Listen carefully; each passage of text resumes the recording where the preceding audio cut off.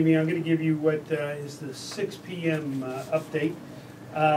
First off, Hurricane Sandy is now expected to make landfall sometime in the next hour or so in New Jersey.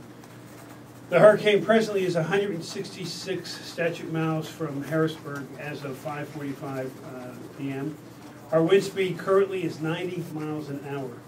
The storm is traveling at about 28 miles an hour, but it's going to slow down quite a bit. The barometric pressure is 940, and the pressure, as was explained to you earlier by Director Cannon, this low is normally associated with a Category 3 storm. By 2 a.m., the eye should pass south of Harrisburg. The eye will reach State College by 2 p.m. Tuesday. So as you see, that's going to be a 12-hour period that is going to be moving very slowly. As I said, it will slow down, and once it moves across land, and this is typical of hurricanes in the United States coming across land. The path of the storm is expected to pass directly across the Philadelphia area and track westward along the southern counties. The wind, as you can feel here in this room, knocking out the electricity every once in a while, will make its east-west crossing overnight, packing wind gusts of 70 miles per hour. Sustained winds will hover in the 40 to 50 mile an hour range. Tomorrow morning, the storm's outer reaches could reach as far as the Johnstown area in Cambria County, and then veer north. And if you take a look at the map over here, you can see what I'm talking about. And then that path continues to change as we speak. The size of the storm is so great that the high wind warning will stretch from Philadelphia to the Ohio border. Talking about flooding, our flood outlook has been updated to show a larger and a more certain area of moderate to major flooding. It covers about 1/3 of the state. 33 counties have issued emergency declarations. 27 counties have opened emergency operations centers. And we will continue to take whatever steps that are necessary to keep our citizens safe.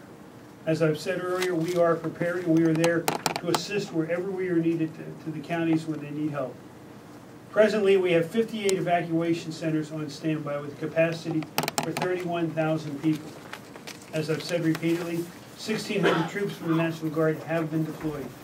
As of as of now, as of 6 o'clock, we have over 100,000 customers without power, 67,000 more than the 1:30 p.m. update that I gave you. I would recommend that motorists continue to check conditions by calling 511 or visiting www.511pa.com. In fact, we were upstairs checking out the cameras down around Philadelphia and looking to see, and I'm pleased to say this, very few cars on the highway. We have temporarily reduced the speed limits and vehicle restrictions are in effect.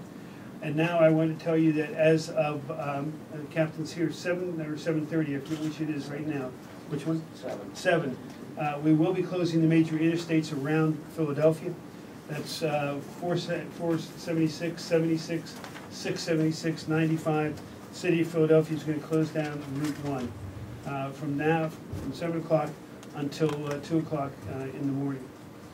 I've indicated before that we've reduced the travel on the Delaware River Port Authority bridges, and we ask everybody to stay inside and stay off the roads if at all possible. These conditions on the interstates and the bridges could require a closure of those bridges and interstates across the Commonwealth of Pennsylvania at any moment. Keep away, if you can, from the low-lying areas. If you know you're in a flood-prone area, be prepared to move out at a moment's notice. And again, you can stay updated at all times by going to www.pa.gov. We will keep monitoring the storm and are ready to respond as necessary. Okay. Governor, any consideration of closing the turnpike? That's one of the roads that would be considered. Right now, that is not closed, but the turnpike and PennDOT and the state police will be talking about that right now. Is the state in communication with drillers about anything that they should do? The state DEP has been in communication with the drillers for about 2 or 3 days now, and they are prepared for this wind. Governor, the absentee ballots tomorrow is the filing deadline for absentee ballots. Is any consideration being given to extending the deadline? For those courthouses that have closed either today or are closed tomorrow, for the number of those 2 days that they were closed, or if they were only closed tomorrow, it will be extended for the for the number of days that they were closed in these 2 days, Monday and Tuesday. Does that include when the ballots have to be returned? Is there any change in that date? Not at this point. Governor, any reports of any major injuries, deaths, anything like that we should know about? None confirmed that I have. I've heard of maybe one or two. Somebody falling out of a tree while they were trying to trim the tree in the wind. But that's not a confirmed one at this point in time, but that's a possibility. Governor, what's the highest winds that you've registered in Pennsylvania? And during what period in what parts of the state should people be looking for the most dangerous winds? Well, first off, let's take the latter part, especially here in the central region of Pennsylvania. When we talked about the storm going to the south of us, those heavy winds will be coming right through Harrisburg, so it's very dangerous coming up here the next few hours. I'm sorry, the first part of your question. What's the highest? What are the highest? I don't have a record on that. We'll find one for you. We'll get it for you. Yeah. You might ask our friends at the Weather Channel. Do you have an update on the number of folks in shelters at this point? The most recent that I have, and this is a few hours old, is, and it might be the one I gave you earlier, 308 in shelters.